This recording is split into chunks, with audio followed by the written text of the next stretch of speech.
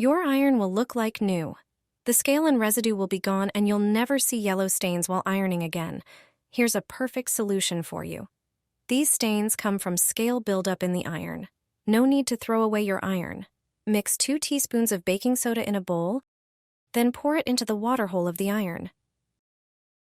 Cut a lemon in half and squeeze all the juice into the iron. You'll see some fizz.